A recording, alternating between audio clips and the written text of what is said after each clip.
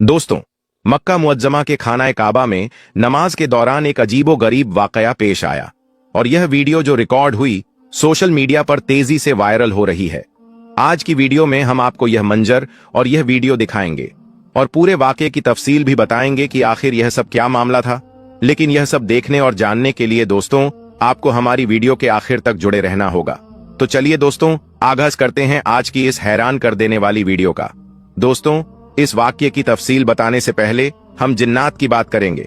कुरान की एक आयत और नबी करीम सल्लल्लाहु अलैहि वसल्लम की इस हवाले से जिन्नात से मुलाकात का वाकया भी आपको सुनाएंगे। सूरह अल अहकाफ में आता है कि जब हमने जिन्हों के एक गिरोह को तुम्हारी तरफ ले आए ताकि कुरान सुने, जब वे उस जगह पहुंचे जहां तुम कुरान पढ़ रहे थे तो उन्होंने आपस में कहा, खामोश हो जाओ। फिर जब वह पढ़ा जा चुका तो वे खबरदार करने वाले बनकर अपनी कौम की तरफ पलटे। उन्होंने जाकर कहा, ऐ हमारी कौम के लोगों, हमने एक किताब सुनी है जो मूसा के बाद नाजिल की गई है, जो अपने से पहले आई हुई किताबों की तस्दीक करती है, हक और राह रास्त की तरफ रहनुमाई करती है। ऐ हमारी कौम के लोगों, अल्लाह की तरफ बुलाने वाले की दावत कबूल कर लो और उस पर ईमान ले आओ। अल्लाह तुम्हारे गुनाहों को माफ कर देगा और तुम्हें दर्दनाक अजाब से बचा लेगा।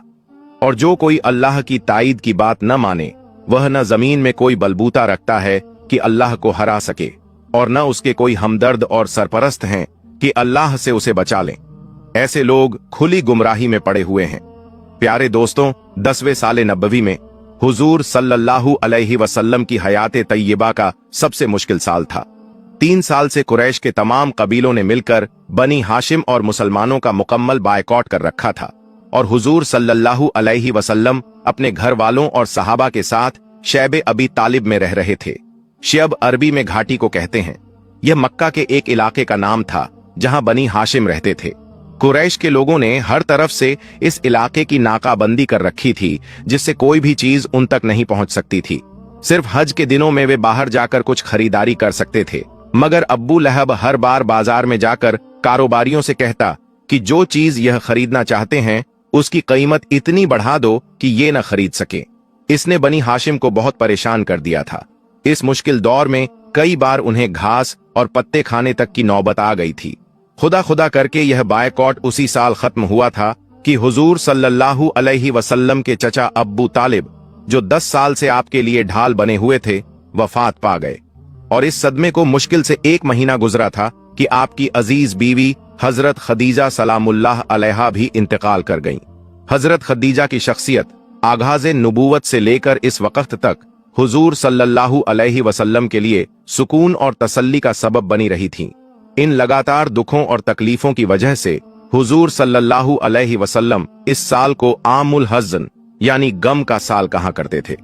दोस्तों, हजरत खदीजा और हजरत अब्बू तालिब की वफात के बाद मक्का के काफिर नबी करीम सल्लल्लाहु अलैहि वसल्लम के मुकाबले में और ज्यादा जुर्रतमंद हो गए, पहले से ज्यादा तंग करने लगे, यहां तक कि आपका घर से बाहर निकलना भी मुश्किल हो गया। इसी दौर का यह वाकया है कि एक दिन कुरैश के एक बदमाश ने आपके सिर पर मिट्टी डाल दी। आखिरकार आप इस इरादे से ताइफ तशरीफ ले गए कि बनी सकीफ को इस्लाम की तरफ दावत दें, और अगर वे इस्लाम कबूल न करें तो कम से कम इस बात पर तैयार हो जाएं कि वे आपको अपने यहां सुकून से बैठकर काम करने का मौका दे दें। हुजूर सल्लल्लाहु अलैहि वसल्लम के पास उस समय कोई सवारी भी नहीं थी। मक्का से ताइफ तक का पूरा सफर आपने पैदल तय किया। कुछ रिवायतों के मुताबिक आप अकेले ही गए थे, जबकि कुछ में आता है कि आपके साथ सिर्फ हजरत ज़ैद बिन हारिस थे। वहां पहुंचकर कुछ दिन हुजूर सल्लल्लाहु अलैहि वसल्लम ने कयाम किया और सकीफ के सरदारों और सम्मानित लोगों में से एक-एक के पास जाकर बात की, मगर उन्होंने न सिर्फ यह कि आपकी कोई बात न मानी, बल्कि आपको साफ साफ नोटिस दे दिया कि उनके शहर से निकल जाएं, क्योंकि उन्हें अंदेशा हो गया था कि आपकी तबलीग उनके नौजवानों को बिगाड़ न दे। मजबूरन आपको ताइफ छोड़ना पड़ा। जब आप वहां से निकलने लगे तो सकीफ के सरदारों ने अपने यहाँ के आवारा लड़कों को आपके पीछे लगा दिया। वे रास्ते के दोनों तरफ दूर तक आप पर आवाजें कसते, गालियां देते और पत्थर मारते चले गए। नौजुबिल्लाह, यहां तक कि आप सल्लल्लाहु अलैहि वसल्लम जख्मों से चूर हो गए और आपकी जूतियां खून से भर गईं। इस हालत में आप ताइफ के बाहर एक बाग की दीवार के साए में बैठ गए और अपने रब से अर्ज किया, खुदावंदा, मैं तेरी ही बारगाह में अपनी बेबसी और लाचारी और लोगों की निगाह में अपनी बेकदरी की शिकायत करता हूँ। ऐ रहीम, तू सारे ही कमजोरों का रब है और मेरा रब भी तू ही है। मुझे किसके हवाले कर रहा है? क्या किसी अजनबी के हवाले जो मुझसे सख्ती से पेश आए, या किसी दुश्मन के हवाले जो मुझ पर काबू पाले? अगर तू मुझसे नाराज नहीं है तो मुझे किसी मुसीबत की परवाह नहीं, मगर तेरी तरफ से राहत मुझे नसीब हो जाए तो इसमें मेरे लिए ज्यादा कुशादा है। मैं पनाह मांगता हूं तेरी जात के उस नूर की जो अंधेरे को रोशनी में बदल देता है और दुनिया व आखिरत के तमाम मामलों को दुरुस्त करता है। मुझे इससे बचा ले कि तेरा गजब मुझ पर नाजिल हो या मैं तेरे अजाब का मुस्तहिक हो जाऊं। तेरी रजा पर राजी हूं, यहां तक कि तू मुझसे राजी हो जाए। कोई ताकत और कव्वत तेरे बिना नहीं। दोस्तों, दिल शिकस्ता और गमगीन होकर जब आप कर्नल मुनाजिर के करीब आए तो महसूस हुआ कि आसमान पर एक बादल सा छाया हुआ है। नजर उठाकर देखा तो हजरत जिब्रील अलैहिस्सलाम सामने थे। उन्होंने पुकार कर कहा, आपकी कौम ने जो कुछ आपको जवाब दिया है अल्लाह ने उसे सुन लिया है। अब पहाड़ों के संभालने वाले फरिश्ते को अल्लाह ने भेजा है। आप जो हुक्म देना चाहें उसे दे सकते हैं। फिर पहाड़ों के फरिश्ते ने आपको सलाम करके अर्ज किया, अगर आप फरमाएं तो दोनों तरफ के पहाड़ इन लोगों पर पलट दूं? आप सल्लल्लाहु अलैहि वसल्लम ने जवाब दिया, नहीं, बल्कि मैं उम्मीद रखता हूं कि अल्लाह इनकी नस्ल से ऐसे लोग पैदा करेगा जो अल्लाह वहदहु ला शरीक की बंदगी करेंगे। दोस्तों, इसके बाद आप सल्लल्लाहु अलैहि वसल्लम कुछ दिन नखला के मकाम पर जाकर ठहर गए। परेशान थे कि अब कैसे मक्का वापस जाऊं। ताइफ में जो कुछ गुजरा उसकी खबरें वहां पहुंच चुकी होंगी। इसके बाद तो काफिर पहले से भी ज्यादा दिलेर हो जाएंगे। इन्हीं दिनों में एक दिन आप नमाज में कुरान की तिलावत फरमा रहे थे कि जिन्हों का एक गिरोह उधर से गुजरा। उन्होंने कुरान सुना, ईमान लाए और वापस जाकर अपनी कौम में इस्लाम की तबलीग शुरू कर दी। और अल्लाह ताला ने अपने नबी को यह खुशखबरी सुनाई कि इंसान भले ही आपकी दावत से भाग रहे हों, मगर बहुत से जिन्न इसके गिरफ्त में आ चुके हैं और इसे अपनी कौम में फैला रहे हैं।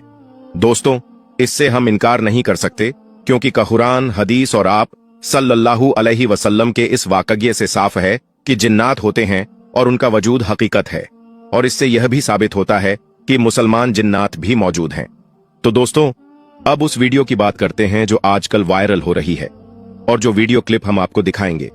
दोस्तों, मक्का मुअज्जमा के खानाए काबा से आई इस वीडियो को देखकर हर कोई हैरान है।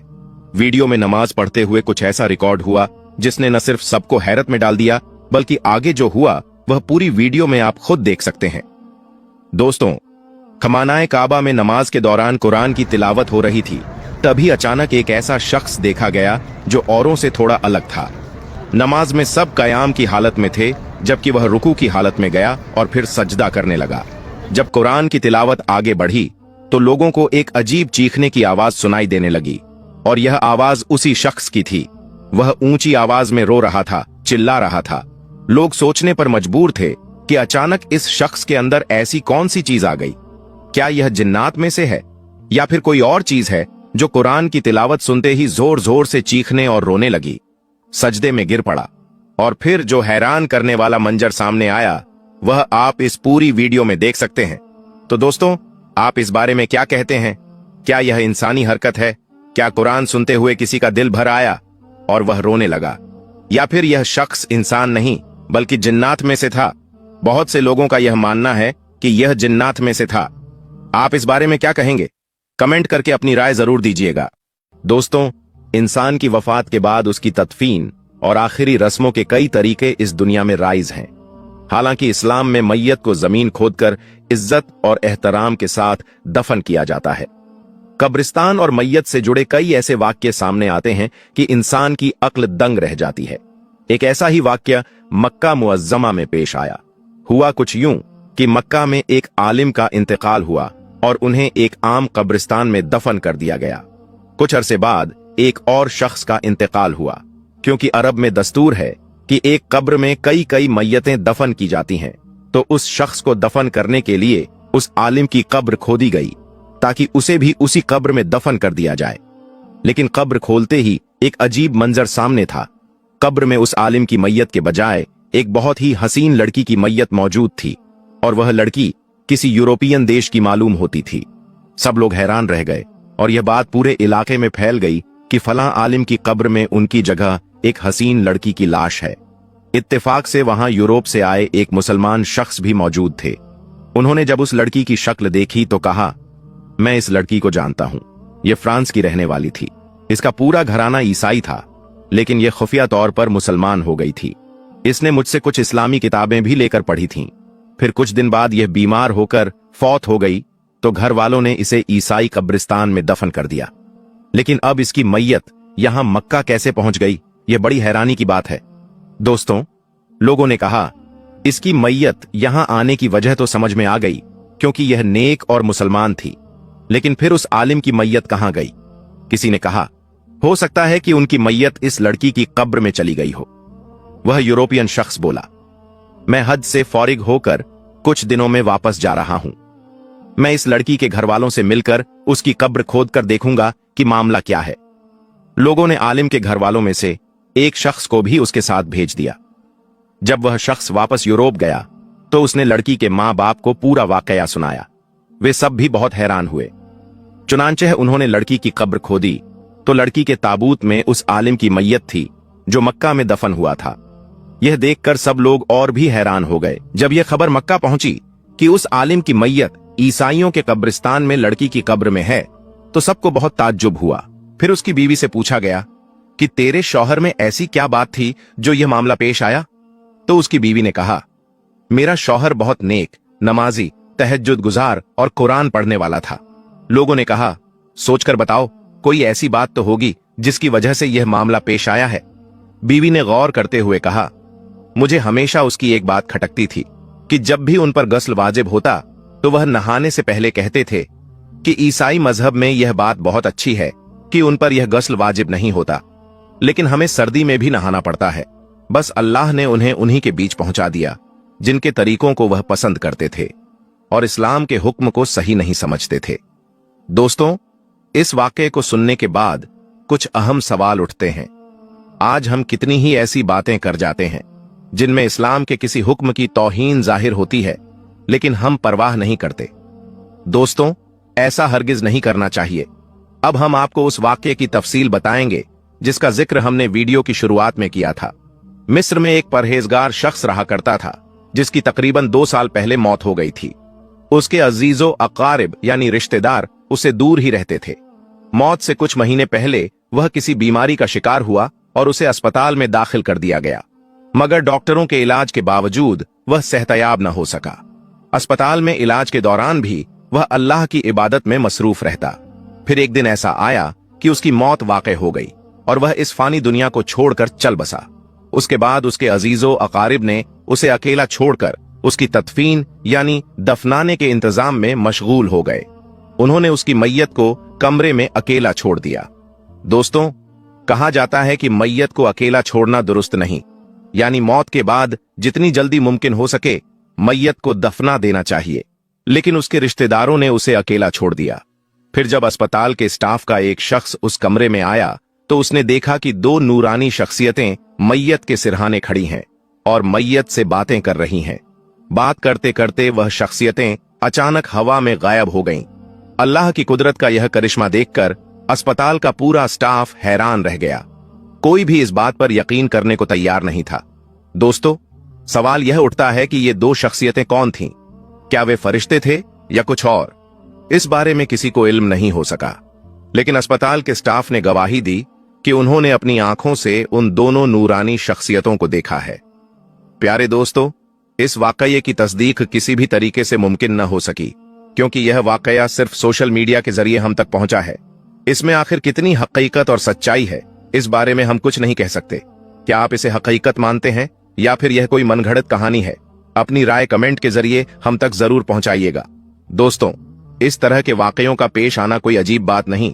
अल्लाह अपने नेक बंदों के जरिए हम इंसानों को पैगाम देता रहता है।